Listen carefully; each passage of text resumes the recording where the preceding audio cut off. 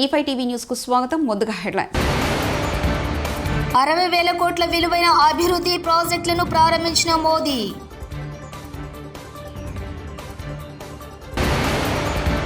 వారి ఆగ్రహంతో రేవంత్ కాంగ్రెస్ కొట్టుకుపోవడం ఖాయం. కేటీఆర్.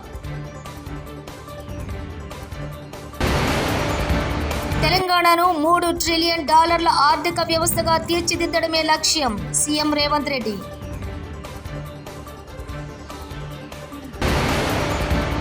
భారత్ అభివృద్ధిని ఎవరూ ఆపలేరు. సీఎం చంద్రబాబు.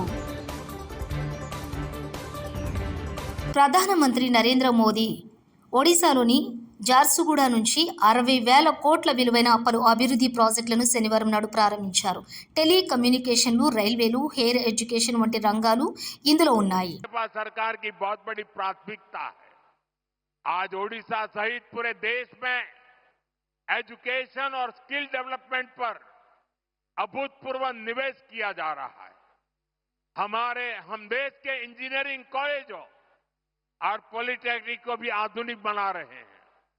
इसके लिए आज मेरिट नाम से एक स्कीम लॉन्च की गई है.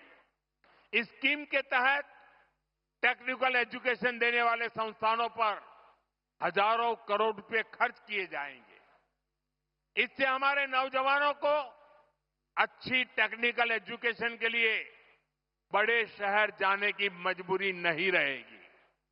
अपने ही शहर में उसे आधुनिक लैब बनाने, ग्लोबल स्किल सीखने और स्टार्टअप शुरू करने का अवसर मिलेंगे. BSNL స్వదేశీ 4G నెట్వర్క్ కింద దేశవ్యాప్తంగా 97,500 టవర్లను ఒడిశా రాష్ట్ర జార్సుగూడ నుంచి ప్రధాని నరేంద్ర మోదీ వర్చువల్గా ప్రారంభించారు. దీనిపై విజయవాడలో నిర్వహించిన కార్యక్రమంలో సీఎం చంద్రబాబు మాట్లాడారు.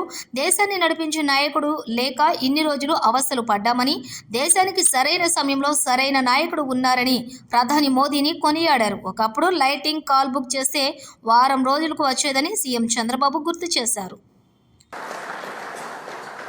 ఎవరు ఊహించలేదు. నేను 95 నుంచి అధ్యయనం చేశాను. అధ్యయనం చేసినప్పుడు ఫ్యూచర్ ఏది బాగుంటుందని ఆలోచిస్తే ఫస్ట్ టైం నేను సీఎం అయ్యాను 95లో. అప్పుడు నేను ఆలోచించినప్పుడు నాలెడ్జ్ ఎకానమీకి బ్యాక్ బోన్ ఐటీని ప్రమోట్ చేయాలి. అప్పట్లో ఏ విధంగా ప్రమోట్ చేయాలని ఆలోచించినప్పుడు ఐటెక్ సిటీ కట్టాను. ఫస్ట్ బ్రెయిన్ స్టార్మింగ్లో వచ్చిన ఆలోచన ఐటెక్ సిటీ. అక్కడి నుంచి నెంబర్ ఆఫ్ ఇంజనీరింగ్ కాలేజీలు ఇచ్చాం. మా దగ్గర డబ్బులు లేదు, ప్రైవేట్ కాలేజీలు ఇచ్చాం. అప్పుడు మొత్తం ప్రపంచం అంతా అమెరికాలో 14 రోజులు తిరిగాను. తిరిగి అమెరికాలో అన్ని కంపెనీలు రమ్మన్నాను. ఇప్పుడే చంద్రశేఖర్ గారు చెప్పారు ఒక మాట. దాని యొక్క పర్యవసానం మీరు ఆలోచిస్తే బిల్ గేట్స్ ఇండియాకు వచ్చాడు. నేను కలవాలని అడిగా. ఆయన ఒక మాట అన్నాడు, ఇండియాలో రాజకీయ నాయకులతో నాకు పని లేదు, నేనేదో వ్యాపారం చేసుకుంటున్నా, టెక్నాలజీ మ్యాన్ అని చెప్పి అన్నాడు. కాదు నీతో నాకు పని ఉంది, ఒక 5 నిమిషాలు ఇమ్మని అడిగాను. విత్ గ్రేట్ డిఫికల్టీ నాకు ఒక 5 నిమిషాలు టైం ఇచ్చారు. నేను ఒక వారం రోజులు 6 రోజుల్లో పవర్ పాయింట్ ప్రజెంటేషన్ తయారు చేసి, ఇప్పుడు నిలిపేసి అందరూ పవర్ పాయింట్ ప్రజెంటేషన్లు ఇస్తున్నారు ఇప్పుడు. ఎందుకంటే ఆ రోజు తయారు చేసి vision of India, the power of Indians నేను ప్రజెంట్ చేశాను. నేను ఒకే మాట చెప్పాను, zero invented by India and also British వాళ్ళు పోతూ మా కోహినూర్ డైమండ్ కూడా తీసుకెళ్లారు, కానీ ఇంగ్లీష్ వదిలిపెట్టిపోయారు. ఈ 2 డెడ్లీ కాంబినేషన్ ఫర్ ఇన్ఫర్మేషన్ టెక్నాలజీని ఆ రోజు చెప్పారు. ఆ తర్వాత BSNL బిగినింగ్లో ఉంది. కొంతమందికి మీరు ఇక్కడ ఉండేవాళ్ళకి ఒక ఐడియా ఉండాలి. అప్పుడు ordinary call, emergency call, lightning call. ఎవరన్నా లైట్నింగ్ కాల్ బుక్ చేస్తే ఒక వారం తర్వాత వచ్చేది. నేను మా అబ్బాయి అమెరికాలో చదివాడు.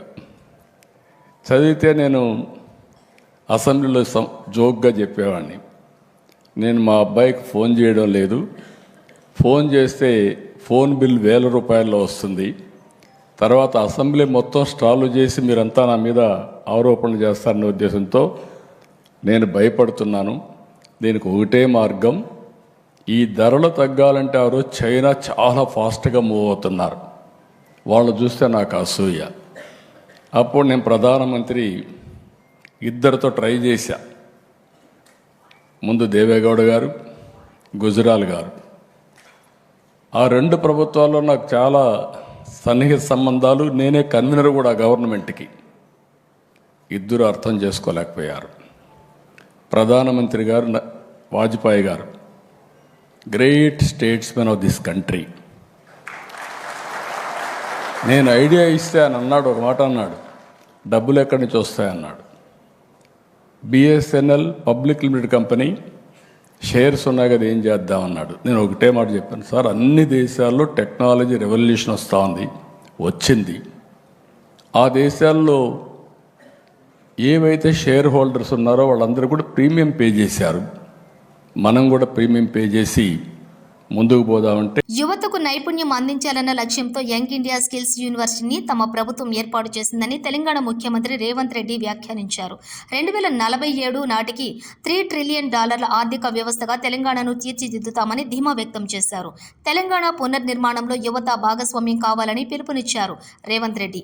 మల్లేపల్లిలో అడ్వాన్స్డ్ టెక్నాలజీ సెంటర్ ప్రారంభోత్సవం ఇవాళ జరిగింది. ఈ కార్యక్రమంలో సీఎం రేవంత్ రెడ్డి ముఖ్య అతిథిగా పాల్గొని ప్రసంగించారు. ఉమ్మడి రాష్ట్రంలో మొట్టమొదట 1956లో ఐటీఐలను ప్రారంభించారని గుర్తు చేశారు.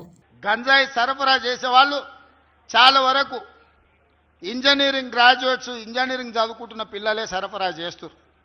ఇంజనీరింగ్ అయిపోయినాక ఉద్యోగం దొరకక మొదట వాడు అలవాటు చేసుకొని అలవాటు నుంచి అవసరాల కోసం గంజాయి వ్యాపారం చేసే పరిస్థితులు ఈరోజు తెలంగాణలో దాపురించినాయి.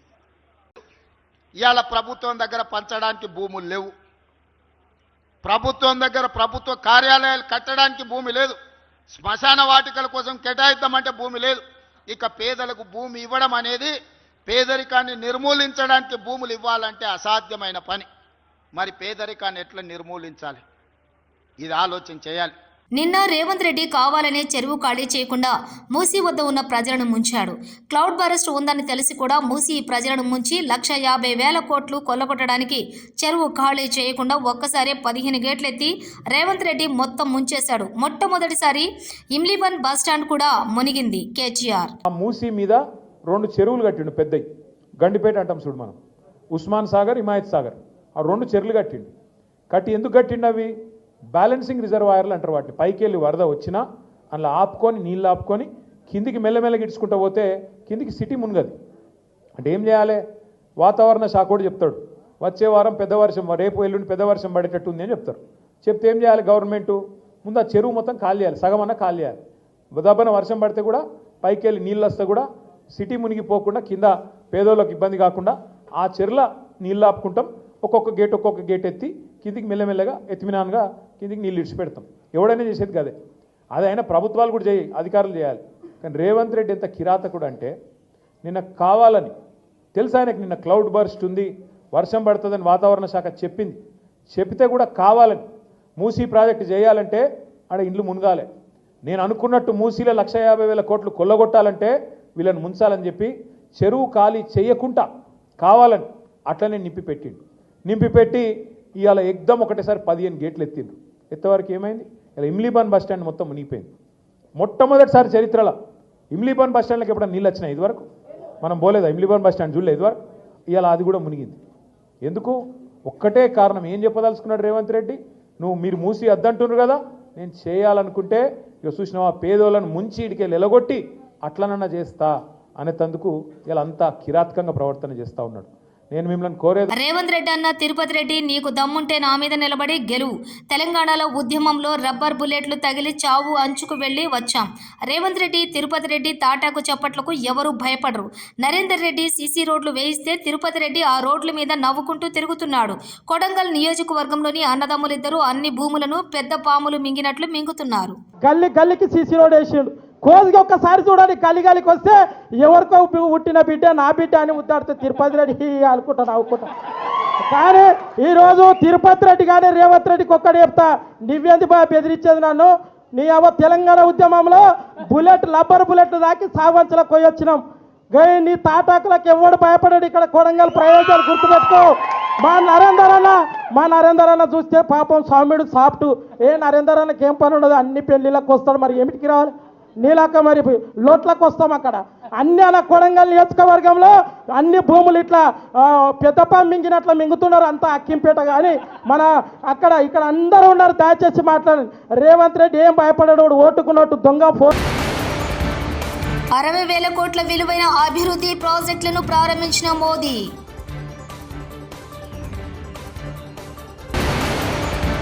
వారి ఆగ్రహంతో రేవంత్ కాంగ్రెస్ కొట్టుకుపోవడం ఖాయం. కేటీఆర్. తెలంగాణను $3 ట్రిలియన్ ఆర్థిక వ్యవస్థగా తీర్చిదిద్దడమే లక్ష్యం. సీఎం రేవంత్ రెడ్డి.